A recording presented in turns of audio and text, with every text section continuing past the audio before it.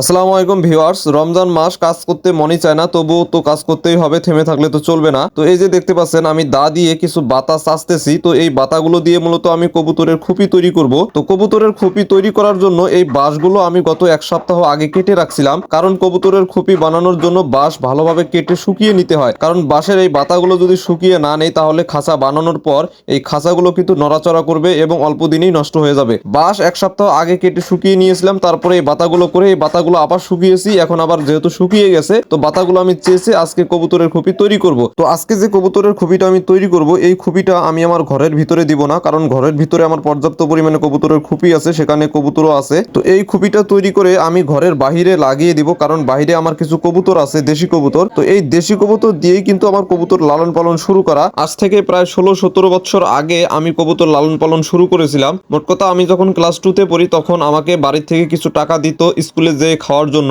তো সেই টাকাগুলো আমি না খেয়ে জমাইতাম। জমানোর পরে 225 টাকা আমার হয়েছিল। তো বাবাকে দিয়ে বলছিলাম যে আমাকে কিছু কবুতর কিনে দেওয়ার জন্য। তো বাবা আমার সাথে দুষ্টামি করে বলছিল যে এই টাকা দিয়ে তো কবুতর হবে না। তো যাই হোক, বাবা কিছু টাকা ভরে আমাকে 4 জোড়া কবুতর কিনে দিয়েছিল, মোট কথা 8টি কবুতর। এই 8টি কবুতর দিয়েই আমার কবুতর লালন পালন শুরু। তো এই 17 বছরের মধ্যে একটি দিনও কিন্তু কবুতর ছাড়া আমি থাকিনি। মোট কথা আমার বাড়িতে সব সময়ের জন্যই কবুতর ছিল। আর এত দিনের ভালোবাসা তো এত তাড়াতাড়ি ভুলতেও পারি না। এই জন্যই মূলত আরো কবুতর যদি হারিয়ে যায় বা জোড়া ভেঙে যায়, আমি বাজার থেকে কিনে এনে জোড়া পূরণ করে দেই। তো এভাবে করেই কিন্তু আমার বাড়িতে আজ পর্যন্ত কবুতরগুলো আছে। তো এই কবুতর বিক্রির টাকা দিয়ে কিন্তু অনেক কিছুই আমি করেছি। বিশেষ করে এই কবুতর বিক্রির টাকা দিয়ে আমি একটি গরু কিনেছিলাম। এই গরু বিক্রির টাকা দিয়ে আমি আমার দোকানে মাল উঠিয়ে তারপরে ব্যবসা শুরু করেছি। তারপরে এই কবুতর বিক্রির টাকা দিয়ে বাড়িতে সৌর বিদ্যুৎ নিয়ে এসেছি। তো এখন যেহেতু কবুতরের বাজারটা খারাপ, খাবারের দাম বেশি, মানুষ ওইভাবে কবুতর লালন পালন করতে চায় না, তবুও আমি লালন পালন করি, আমার কিন্তু লস হয় না। তো কিছুদিন আগেও কিন্তু আমি 10,000 টাকার এই দেশি কবুতর বিক্রি করেছি, কারণ আমি একটি ফ্রিজ নিয়েছি। তো এখানে 10,000 টাকা শর্ট ছিল। তো এই কবুতর বিক্রির টাকা দিয়ে তারপরে ফ্রিজটা আমি বাসায় নিয়ে এসেছি। তো এই জন্যই মূলত বাহিরে আমার দেশি কবুতর ছিল না, মোট 5টি কবুতর ছিল। তো একটি কবুতর সেখান থেকে উড়ে অন্য বাসায় চলে গেছে, তো সেটার আর খোঁজ খবর পাইনি। তো এখন মোট 4টি কবুতর আমার আছে। তো এই জন্যই মূলত এই খাঁচাটা আমি তৈরি করতেছি বাইরে দিয়ে, তারপরে এই কবুতরগুলো এখানে লাগিয়ে দিব। তো বিভিন্ন জায়গায় থাকে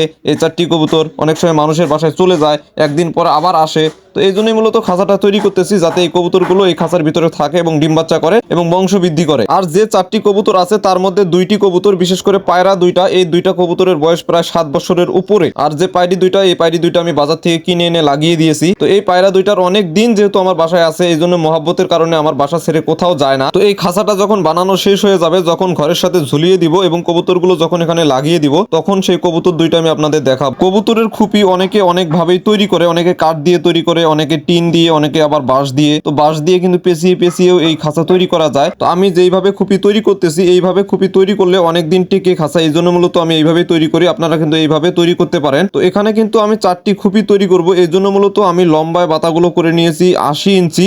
আর এক একটা করে খুপির তখন দৈর্ঘ্য হবে 20 ইঞ্চি করে, যেহেতু 4টি খুপি তৈরি করব। আর প্রস্থ আমি নিয়েছি 11 ইঞ্চি। আর এরকম দৈর্ঘ্য এবং প্রস্থ দিয়ে খুপি তৈরি করার কিন্তু একটি কারণ আছে, সেটা হচ্ছে যে কবুতর কিন্তু ছোট ছোট বাচ্চা রেখে আবার ডিম দিয়ে দেয়। এই জন্যই মূলত খাঁচার ভিতরে পর্যাপ্ত জায়গা দিতে হয় এবং পর্যাপ্ত পরিমাণে সেই খাঁচার ভিতরে আলো বাতাস প্রবেশ করার কারণে কবুতরগুলো সুস্থ সবল থাকে। তো বন্ধুরা, এই ছিল আজকের ভিডিও। যদি ভিডিওটি ভালো লাগে এবং খাঁচা তৈরি যদি আপনাদের ভালো লাগে, তাহলে অবশ্যই লাইক কমেন্ট শেয়ার করে দিবেন। আজ এই পর্যন্তই। আল্লাহ হাফেজ।